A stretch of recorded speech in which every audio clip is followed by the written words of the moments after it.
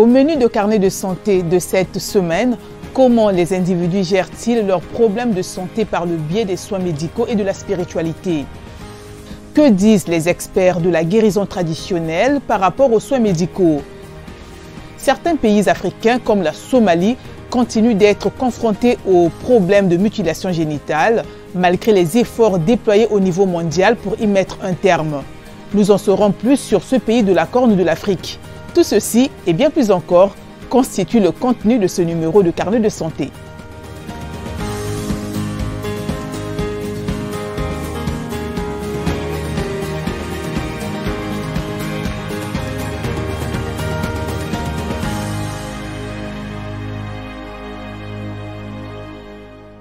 Salut à toutes et à tous. Merci de nous rejoindre pour cette nouvelle édition de Carnet de santé.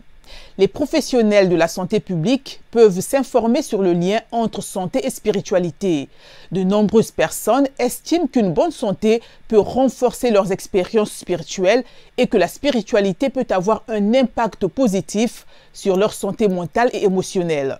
Les individus peuvent chercher à améliorer leur santé mentale par des soins physiques tels que l'exercice ou la thérapie, ainsi que par des pratiques spirituelles telles que la pleine conscience, la méditation ou les prières. La recherche a montré que la participation à des activités religieuses peut améliorer la santé et le bien-être en général, mais il y a un extrême. En Afrique, par exemple, des millions de personnes se tournent encore vers les chants de prière pour obtenir une guérison au lieu de se faire soigner dans les hôpitaux. Cela conduit souvent à des décès qui auraient pu être évités lorsque l'état de santé dépasse le cadre de l'aide médicale.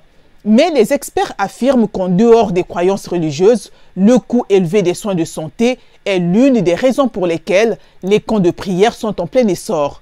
Voici le reportage de Timothy Obiezu en direct d'Abuja au Nigeria. Le récit est de Arzuma Kompaoré. Il y a 3 ans, Immaculée Joshua a remarqué un gonflement inhabituel dans son sein gauche. Il est rapidement devenu douloureux et a libéré du sang. Sans chercher de diagnostic hospitalier, elle a soupçonné que c'était un cancer et elle a dit qu'après avoir visité divers foyers de guérison spirituelle, la douleur a finalement cessé. J'ai refusé d'aller à l'hôpital. Je croyais en Dieu. J'ai appelé l'un de mes pères spirituels et il m'a dit d'utiliser du sel et de l'eau chaude. Quand je l'ai utilisé, jusqu'à présent, rien ne s'est passé. Je ne suis plus malade. Mais ce n'était pas un cas isolé.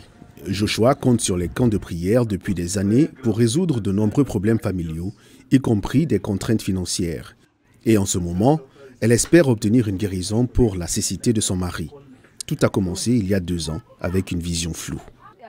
Je crois que Dieu le fera quand son temps approprié viendra. On ne peut pas forcer Dieu, on ne peut pas précipiter Dieu. Il fait son miracle à son propre rythme. Le Nigeria maintient un équilibre délicat entre ses populations musulmanes et chrétiennes. L'année dernière, le Pew Research Center, basé à Washington, a classé le pays comme la 2e nation la plus pieuse sur Terre, juste après l'Afghanistan. Mais les experts de la santé s'inquiètent du fait que des millions de citoyens se tournant uniquement vers la prière pour leurs problèmes de santé conduisent souvent à des complications et des décès. Les croyances spirituelles sont déjà profondément enracinées et souvent les gens les priorisent par rapport au traitement médical conventionnel basé sur la science. C'est un problème majeur au Nigeria. Mike Michaels, un pasteur basé à Abuja, dit que l'ignorance et la pauvreté sont à blâmer et que les prières et les soins de santé devraient fonctionner ensemble. La provision de Dieu pour votre guérison passe aussi par la médecine et c'est une bonne mentalité à avoir pour ne pas voir le médicament comme une échappatoire. Il y a cet équilibre. Le problème est quand vous voyez la médecine en elle-même comme capable de vous guérir en dehors de Dieu. La médecine est fournie par Dieu parce que Dieu est le maître scientifique. Michaels dit que malgré la perception, de nombreuses églises, comme la sienne, essaient de rétablir la vérité. Je sais aussi que beaucoup d'églises font beaucoup pour aider à créer une certaine sensibilisation et même aider à fournir des services médicaux gratuits aux gens. Même notre ministère, nous avons tendu la main à plusieurs personnes, fait des actions médicales, aider les gens. Leur avons donné des lunettes gratuites, fait des tests rapides pour le paludisme et d'autres maladies. Seulement 6% du budget annuel du Nigeria est alloué au système de santé, rendant les dépenses de santé personnelle trop élevées. Mais pour les experts, tant que de nombreux autres organismes religieux ne créeront pas une perspective équilibrée de la santé et de la spiritualité dans leurs enseignements, des personnes comme Joshua continueront probablement à s'accrocher fermement à ce qu'elles croient. La santé et la spiritualité sont bénéfiques, mais il faut reconnaître leur rôle unique tout en appréciant la façon dont elles se renforcent mutuellement. Les pratiques spirituelles peuvent être très variées, notamment la prière, la méditation, la pleine conscience, le yoga ou le simple fait de passer du temps dans la nature. Ces pratiques peuvent favoriser la paix intérieure et la conscience de soi. Voici ce qu'en dit un expert, Anthony Ngimbi. C'est un psychologue clinicien en République démocratique du Congo. Nous avons vu des choses. Il y a d'abord la spiritualité et puis il y a la santé. Et ce sont deux facteurs qui sont mutuellement très étroits. Et vous allez remarquer que chacun a son rôle unique dans la société.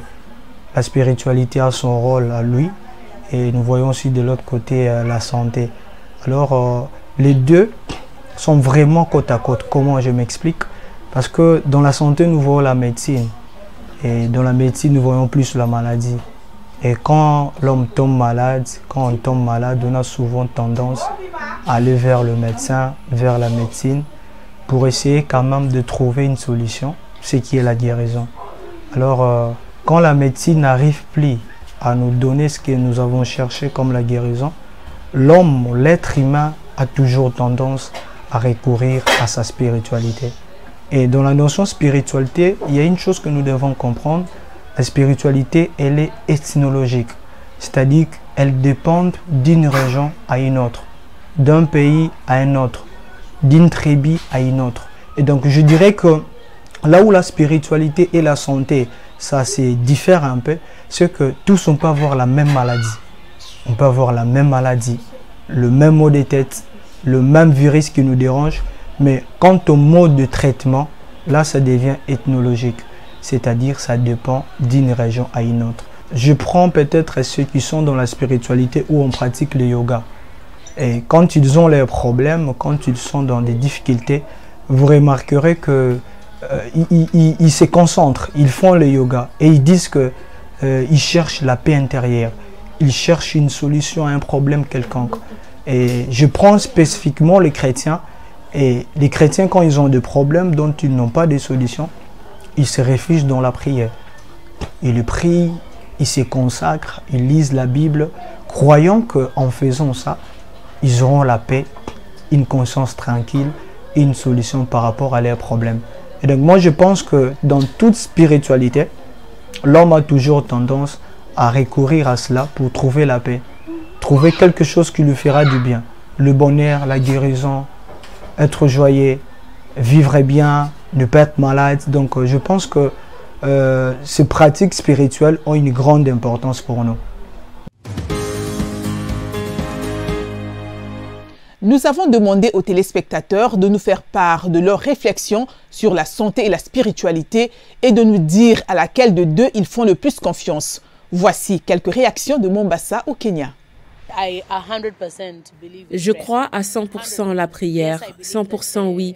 Je crois que la prière peut guérir car j'ai effectivement été dans des situations où j'étais malade et j'ai pris la prière au sérieux.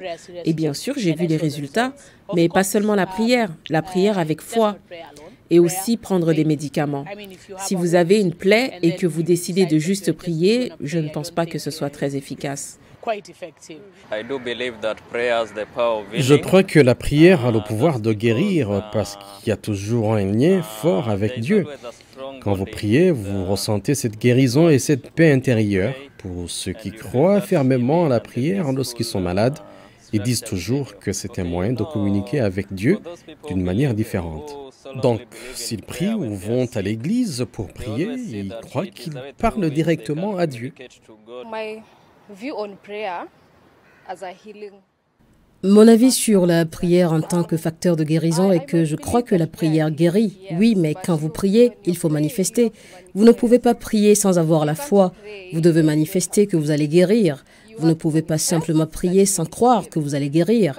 Je crois que la prière guérit, mais vous devez d'abord croire que vous allez être guéri.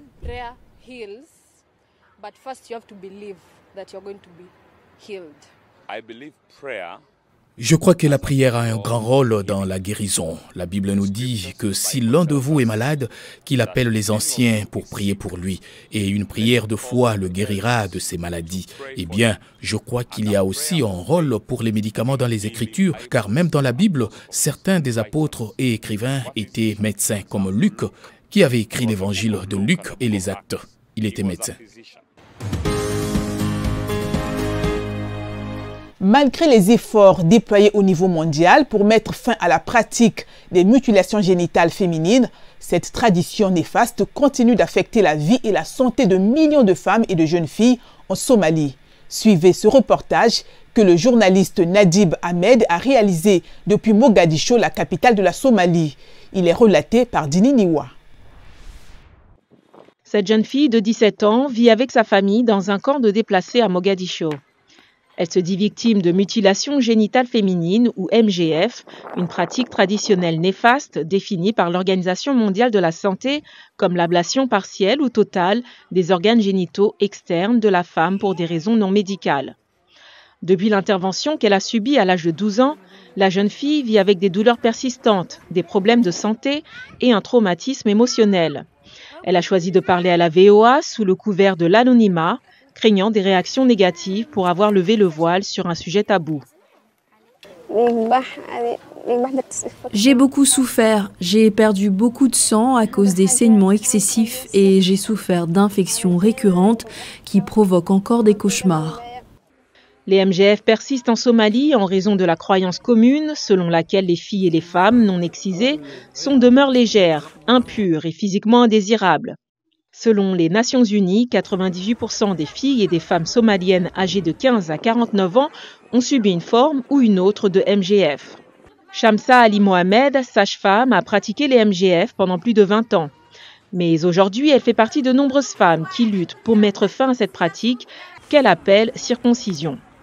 Le Fonds des Nations Unies pour la population, FNUAP, déconseille l'utilisation de ce terme, soulignant que l'excision est une violation des droits de l'homme et qu'il s'agit d'une procédure très différente de la circoncision masculine.